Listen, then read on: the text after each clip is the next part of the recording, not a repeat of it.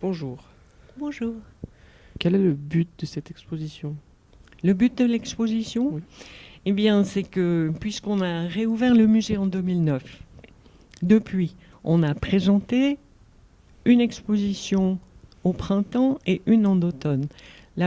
Des expositions thématiques ou des expositions artistiques. Et tout ce travail-là, on a à chaque fois mis en valeur, par exemple, les tailles-crayons de M. Edmond Burnier. On a mis en valeur les sculptures de Patrick Althaus, les peintures de Pierre-Yves Gabiou, etc. Donc, on a mis en valeur une personne ou un thème dans ce musée. Puis un jour, on s'est rendu compte que finalement, nous qui avons fait tout ce travail, eh bien, on avait envie de valoriser notre travail en faisant découvrir aux gens qu'est-ce que ça implique comme travail d'être dans les coulisses d'un musée. Et voilà. C'est pour ça que on a fait ce labyrinthe. On est parti, on a dû vider le musée dans des caisses à pommes. Parce que c'était ce qui était le plus pratique, c'était sous la main. On pouvait mettre les objets dedans, les monter à la salle de gymnastique. C'était relativement simple. Une caisse à pommes, c'est solide quand même. On peut mettre des objets dedans. D'où l'idée de faire cette présentation, un labyrinthe de caisses à pommes. Les caisses à pommes ont été mises à disposition par Madame Eliane Pitlou et Monsieur Frédéric Dupont. Et ainsi, nous avons fait ces murs de caisses à pommes et des portes en tissu transparent qui permettent de passer d'un thème à l'autre et d'entrer dans cette étape. D'abord on démonte, d'abord on hérite, ensuite on démonte, ensuite on trie, ensuite on inventorie, ensuite on réfléchit à ce qu'on veut dire et ensuite on commence à réaliser le nouveau musée avec l'aide des professionnels. Et ensuite on fait une ouverture et on crée des amis du musée. Combien y a-t-il de bénévoles au musée environ? Alors actuellement, de bénévoles au musée, il y en a 10, dont 4 qui assurent le côté administratif et la présence au musée. Si on veut citer des noms, c'est Béatrice Lotcher qui est la présidente et qui s'occupe justement de la partie administrative. C'est Karine Arnold qui, elle, est spécialement chargée de maintenir le site et de le renouveler. Elle fait également toute la partie secrétariat. Catherine Sepet qui gère aussi cette partie administrative et Barbara Althaus qui fait de la présence puisque le musée est ouvert le samedi de 16h à 19h. Et les autres viennent travailler le mercredi matin. C'est 6 personnes, dont Jean de Régibus, Georges Anquisy, Marc-André Roth, moi-même, Janine Jordan et Patrick Genetti, qui est aussi notre caissier. Qui était à l'origine du projet? Alors, à l'origine du projet, c'est Simon Roth, avec Béatrice Lotcher, Gillian Simpson, et Marc-André Roth, c'est la première équipe. Et ensuite, la vie fait que Béatrice Lotcher va s'arrêter et elle est actuellement notre présidente. Donc elle a fait un passage, une éclipse, et puis maintenant elle est là et c'est elle qui est la présidente de l'association des Amis du Musée de Saxon.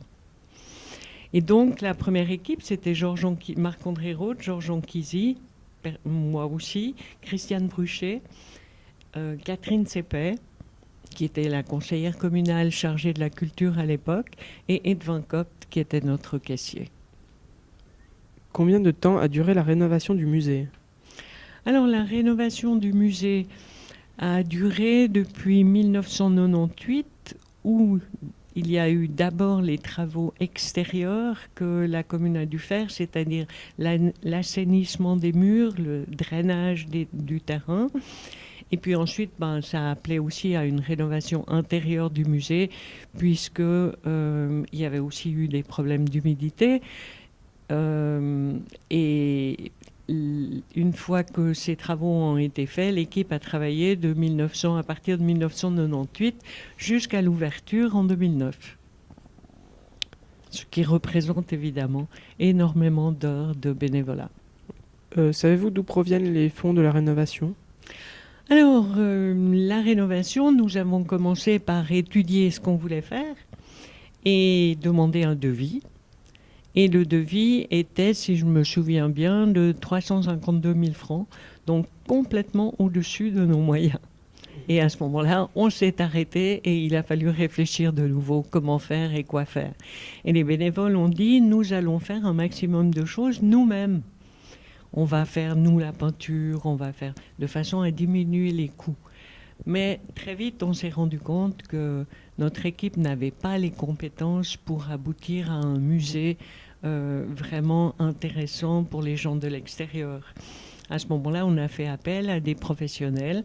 Et donc là, il faut rajouter non seulement des frais de scénographie d'un musée, mais également des frais de professionnels qu'il faut payer. Et ce sont eux qui nous ont aidés à monter un dossier qui nous a permis d'obtenir de l'argent. La commune a été très généreuse en nous donnant 150 000 francs. La loterie romande nous a donné 100 000 francs. La société de développement nous a donné, je crois, 50 000 francs. Et la Raiffeisen, 30 000 francs. Et puis le reste est arrivé par des dons, divers petits dons qui ont fait qu'on avait un budget de 400 000 francs et on a pu rester dans les chiffres prévus. Mais donc c'était énormément d'argent, donc il fallait qu'on le fasse, que ce musée soit réussi. Comment avez-vous choisi les objets que vous alliez mettre dans le nouveau musée ? Alors, nous avions hérité du premier musée de Saxon, qui était évidemment empli d'objets, surtout des objets de la vie agricole. Et comme on a dû débarrasser tous ces objets, les monter dans la salle de gymnastique pour que la commune puisse faire les travaux d'assainissement des murs, eh bien, on s'est retrouvé avec des objets en vrac dans la salle de gymnastique. Et à ce moment-là, on les a pris les uns après les autres, on a vu s'ils étaient en bon état, s'il fallait les dépoussiérer, s'il fallait... Et puis en même temps, ça nous permettait de prendre connaissance de ce qu'on avait. Et ensuite, eh bien justement, on s'est retrouvé avec une première idée qui était d'utiliser tous ces objets-là et de les redescendre en les séparant par thème dans les salles du musée qui auraient été donc rénovées. Et puis, après réflexion, on s'est rendu compte que, par exemple, on avait une hallebarde. Qu'est-ce qu'on fait avec une hallebarde ? On avait des chasubles d'église, on avait un rouet, on avait un métier à tisser, mais incomplet. Et on s'est dit, mais comment est-ce qu'on va mettre ça ensemble pour que ça ait un peu d'allure ? Et ensuite, pendant la période où nous avons travaillé, donc le premier musée s'est ouvert en 1967 et fermé en 1997. Ensuite, il y a eu les travaux de rénovation et après, la nouvelle équipe dont je faisais partie a décidé de remettre un musée sur pied. Et pour cela, justement, on s'est dit, on ne va pas refaire le musée comme en 1967, on est en passé 2000. Donc, l'état d'esprit, le regard, l'évolution de la société font qu'on n'a pas forcément envie des mêmes choses. Et de 1900, dans les années 77 à 87, il y a, disons 70 à 85 à peu près, il y a quand même 12 à 15 musées qui se sont ouverts en Valais, qui racontent comment on fabrique le fromage, comment on élève la vigne et des choses comme ça. Et on s'est dit, nous, est-ce qu'on veut dire ça ? Non. Si je veux voir la fabrication du fromage, je préfère aller dans un alpage. Alors, comment se distinguer de ces musées-là ? En réfléchissant, on s'est dit, mais Saxon, il s'est passé des événements qu'on ne connaît pas ailleurs. se sont passés uniquement à Saxon. C'est à Saxon qu'on a eu Saxon-les-Bains, Saxon-les-Casinos, Saxon-la Révolte, Saxon... C'est différent. Donc c'est ça qu'il faut mettre en valeur. Et à ce moment-là, la plus grande partie des objets qui étaient dans le premier musée se sont retrouvés dans un local de stockage qui se trouve dans l'ancienne salle de gymnastique que nous avons